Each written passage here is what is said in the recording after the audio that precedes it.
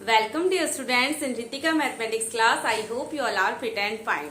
So students, again I am here with a new topic, equation solution of trigonometric equations. ठीक है, और ये exercise 3.4 है, chapter number 3 trigonometric function, class 11th maths NCERT की।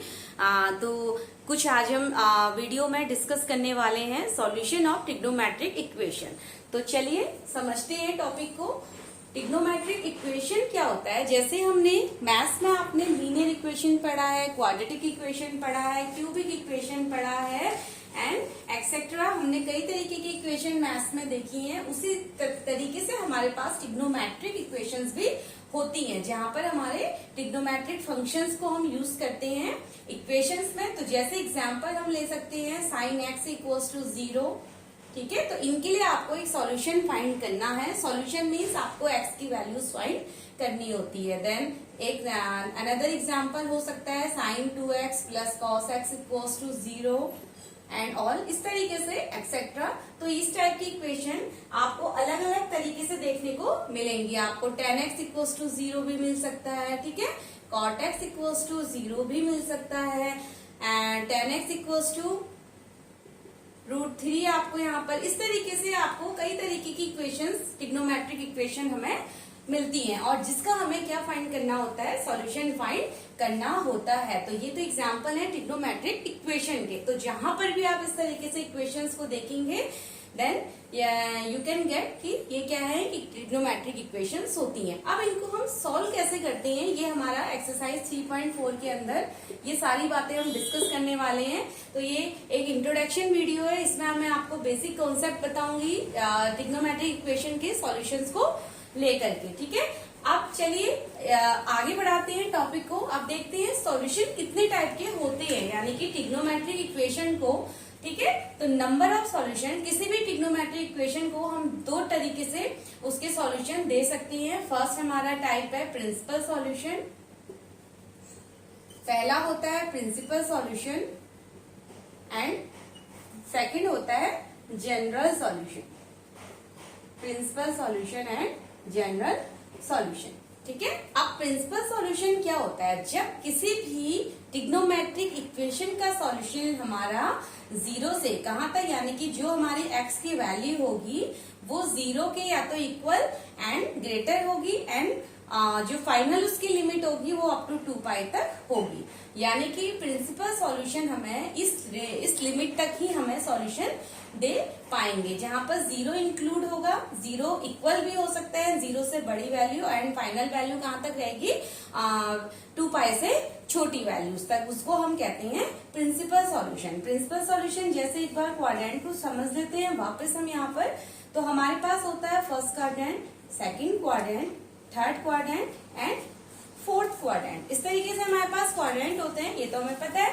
यहाँ पर हमारा 0 एंगल होता है, यहाँ पर हमारा π/2 एंगल होता है, यहाँ पर हमारा पाई एंगल होता है, यहाँ पर हमारा 3π/2 एंगल होता है एंड इधर हमारा 2 पाई, यानी कि क्या हो जाता है, एक रोटेशन हमारा कंप्लीट हो जाता है। ठीक है, अब हमारी प्रिंसिपल सॉल्यूशन कहाँ से कहाँ तक रहेगा? देखिए, प्रिंसिपल सॉल्यूशन हमारा 0 से बड़ा, यानी कि 0 से बड़ा और 0 के इक्वल, तो इंक्लूड 0 देगा।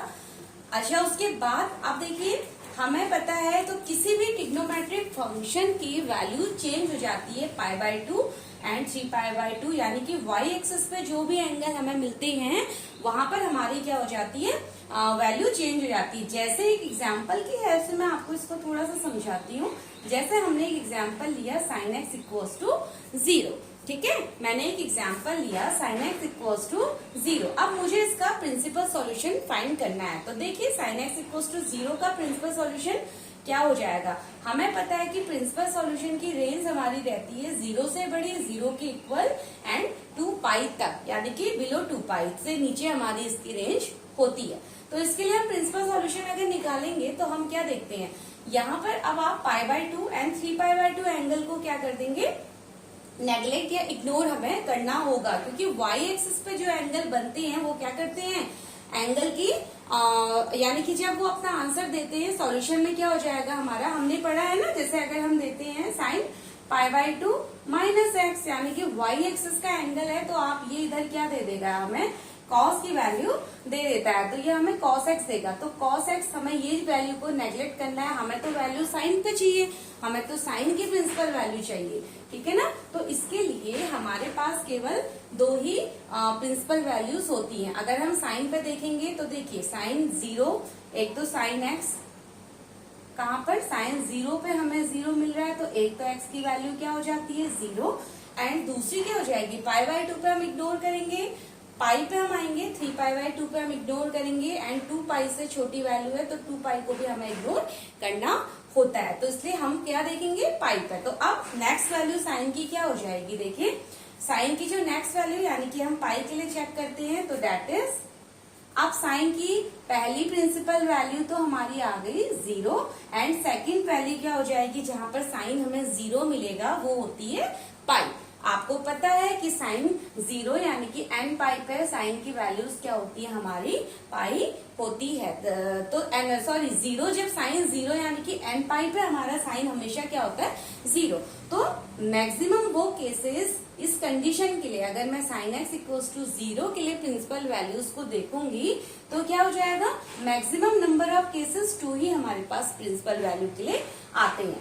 एक तो 0 इंक्लूड हो जाएगा, उसके अलावा पाई बाय 2 हम नहीं ले सकते क्योंकि एंगल चेंज हो जाता है, 3 पाई बाय 2 नहीं ले सकते, यहाँ पर भी एंगल चेंज हो जाएगा, 2 पाई हमारी कंडीशन में नहीं है, तो इसलिए सेकंड सॉल्यूशन हमारे पास क्या हो जाता है पाई हो जाता है, ठीक है। तो ये दो हमारे पास प्रिंसिपल वैल्यूज इस केस में आती हैं। बाकी हम क्वेश्चंस को सॉल्व करेंगे तो आपको ये चीज और क्लियर होती जाएगी, ठीक है। तो ऐसी cos x इक्वल्स टू 0, इस तरीके से हमें ये प्रिंसिपल वैल्यूज, तो हमेशा ये बात का ध्यान रखें आप कि किसी भी ट्रिग्नोमेट्रिक इक्वेशन की मैक्सिमम 2 ही प्रिंसिपल वैल्यूज हो सकती हैं। 2 से ज्यादा प्रिंसिपल वैल्यूज आपको किसी भी ट्रिग्नोमेट्रिक इक्वेशन की नहीं मिलेगी। तो ये तो बात थी प्रिंसिपल सॉल्यूशन की। अब आ जाते हैं जनरल सॉल्यूशन में। अब जनरल सॉल्यूशन क्या होता है, देखिए जनरल सॉल्यूशन यानी कि वो सॉल्यूशन जो किसी जनरल फॉर्मूले पर बेस्ड होते हैं, ठीक है। ऐसे सॉल्यूशन जो किसी जनरल फॉर्मूले पर बेस्ड होते हैं तो उसको हम कहते हैं जनरल सॉल्यूशन। तो जैसे हमें पता है, अब अगर मैं साइन एक्स इक्वल्स टू, चलिए जनरल सॉल्यूशन को हम फिर डिस्कस करते हैं। सबसे पहले हम थोड़ा सा प्रिंसिपल सॉल्यूशन को ही समझ लेते हैं, और भी कुछ यहाँ पर हम कंडीशंस देखते हैं प्रिंसिपल सॉल्यूशन की। जैसे माना मुझे प्रिंसिपल सॉल्यूशन फाइंड करना है, sine x is equals to, एक एग्जांपल और ले लेते हैं प्रिंसिपल के लिए ताकि कुछ चीजें हमारी एग्जांपल से और क्लियर होती जाएं, ठीक है। तो जैसे मेरे पास एक एग्जांपल है साइन एक्स इक्वल्स टू √3/2, ठीक है। अब मुझे इस कंडीशन में प्रिंसिपल सॉल्यूशन को फाइंड करना है, तो सबसे पहले मैं ये देखूंगी साइन एक्स हमारा पॉजिटिव है। पॉजिटिव का मतलब हमारे पास जो साइन एक्स है वो ग्रेटर देन 0 है। साइन एक्स पॉजिटिव का मतलब ग्रेटर टू 0 है, और साइन पॉजिटिव कहाँ होता है, फर्स्ट क्वाड्रेंट और सेकंड क्वाड्रेंट में पॉजिटिव होता है, ठीक है। यहाँ तक बात समझ आ रही। साइन हमारा, हमने देखा कि साइन की वैल्यू ग्रेटर टू 0 है, तो ऐसा हमारा first quadrant and second quadrant में साइन हमारा क्या होता है पॉजिटिव होता है, थर्ड एंड फोर्थ में साइन की वैल्यू निगेटिव हो जाती है, ठीक है। तो अब फर्स्ट क्वाड्रेंट पे एंगल हमारे पास देखिए, तो पहली वैल्यू क्या हो गई साइन एक्स √3/2 यानी कि π/3, तो हम इसको ऐसे लिख सकते हैं। तो पहली वैल्यू यानी कि फर्स्ट क्वाड्रेंट के लिए अगर मैं देखूं, मैंने आपको बोला कि साइन हमारा पॉजिटिव होता है, तो पहले हम फर्स्ट क्वाड्रेंट में देखते हैं। फर्स्ट क्वाड्रेंट में साइन की वैल्यू क्या हो जाती है 0 से, या तो साइन क्या होता है साइन एंगल यहाँ पर रिप्रेजेंट करेगा, और सेकंड उसमें देखेंगे तो π/2 माइनस थीटा, यानी कि फर्स्ट क्वाड्रेंट पे वैल्यू 0 और π/2 माइनस थीटा रहती है, ठीक है। तो ये हमारी साइन की यानी कि जो भी एंगल बनता है, तो यहाँ पर एंगल इसको थीटा और π/2 minus theta.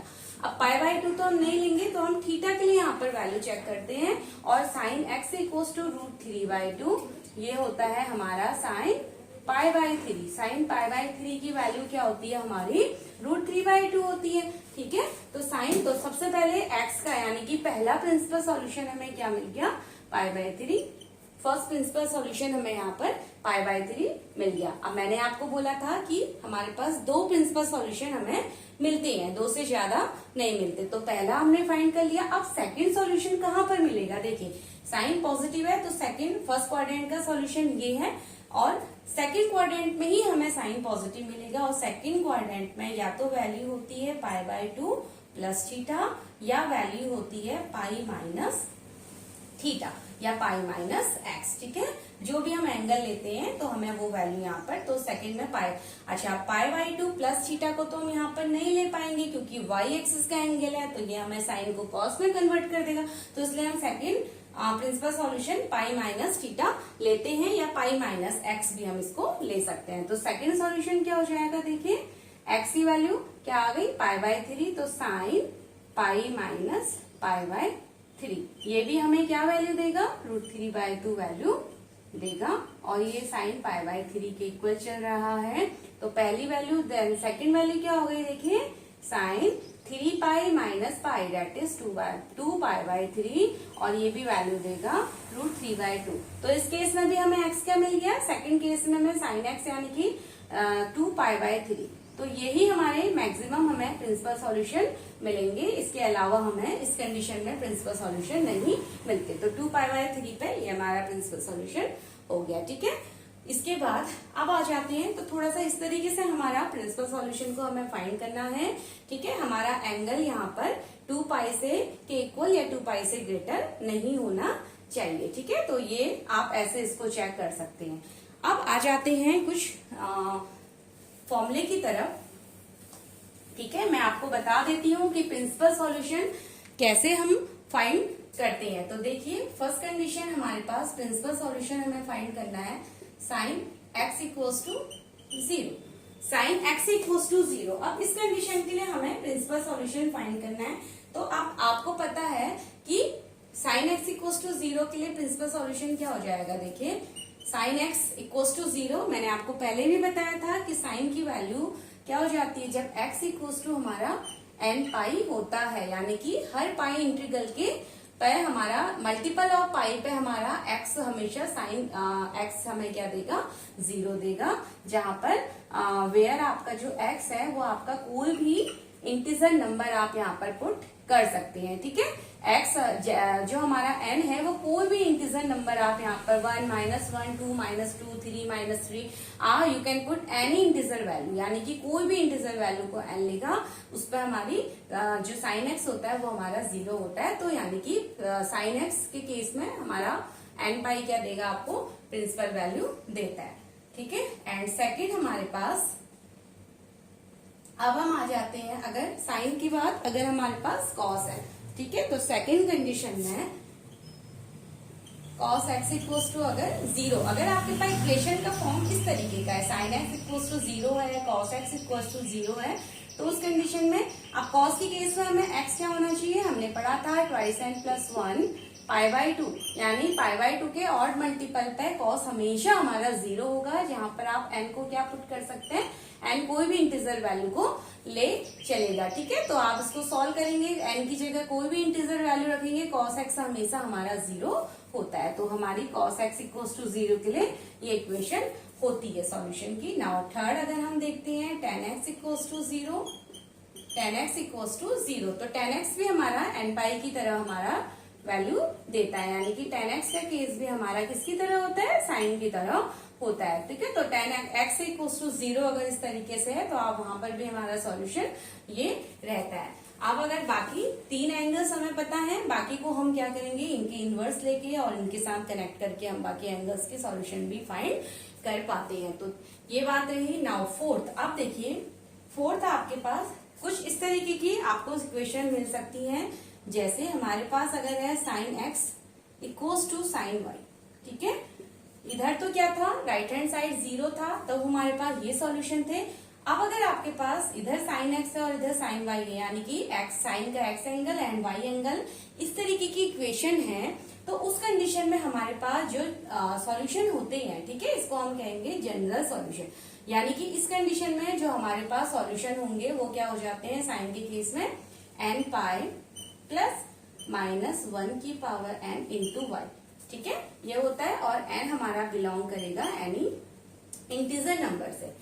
Sign x equals to sine y, अगर इस तरीके की हमारे पास क्या है, अगर इस तरीके की इक्वेशन है तो हमारे पास जनरल सॉल्यूशन क्या हो जाएगा, जनरल सॉल्यूशन कुछ इस तरीके का ये फॉर्मूला हमारे पास होता है। देखिए n पाई तो यहीं से हमारा आता है। मैं नेक्स्ट वीडियो में आपको इसका प्रूफ भी करके दिखाऊंगी कि sine x equals to sine y equation के लिए ये जनरल सॉल्यूशन हमारे पास कैसे आता है। अभी आप इस वीडियो में इसको लर्न कीजिए एंड नेक्स्ट वीडियो आप देखिएगा तो आपको ये भी समझ आ जाएगा कि ये फॉर्मूला हमारे पास आता कैसे। तो जनरल वैल्यू जैसे मैंने बताया था एक n हमारे पास नंबर होगा आप यहाँ पर, ठीक है। तो जनरल क्या हो जाएगा, तो y पे आप y की वैल्यू निकालेंगे और y की वैल्यूज पुट करते जाएंगे तो हमें जनरल सॉल्यूशन यानी कि x इक्वल्स टू भी हम इसको लिखते हैं। तो x की वैल्यू हमें इस तरीके से y की वैल्यू फाइंड करके इनपुट करके हमें मिलेंगे, ठीक है। क्वेश्चन सॉल्व करेंगे तो ये चीजें आपको और यहाँ पर क्लियर होती जाएगी। एंड देन फिफ्थ हम आ जाते हैं cos x equals to cos y। अब अगर इक्वेशन का टाइप है cos x equals to cos y तो उस कंडीशन में हमारे पास जनरल सॉल्यूशन क्या हो जाता है। अगर cos x इक्वल्स टू, देखिए cos x इक्वल्स टू 0 था तो हमने इस तरीके से एक सॉल्यूशन इसका निकाला है। अब अगर ये सॉल्यूशन है तो x यानी कि जनरल सॉल्यूशन क्या मिल जाएगा इसका हमें 2n pi plus minus y, ठीक है, where n belongs to any integer. वहां पर हमारे पास जनरल सॉल्यूशन हो जाएगा 2n pi plus minus y where n belongs to integer. तो ये आपको लर्न करना है। नेक्स्ट वीडियो में मैं ये तीनों प्रूफमेंट आपको करके बताऊंगी। एंड सिक्स कंडीशन जो होती है, अगर हमारे पास एंगल है tan x equals to tan y तो यहाँ पर जो जनरल सॉल्यूशन हमारे पास होता है वो है n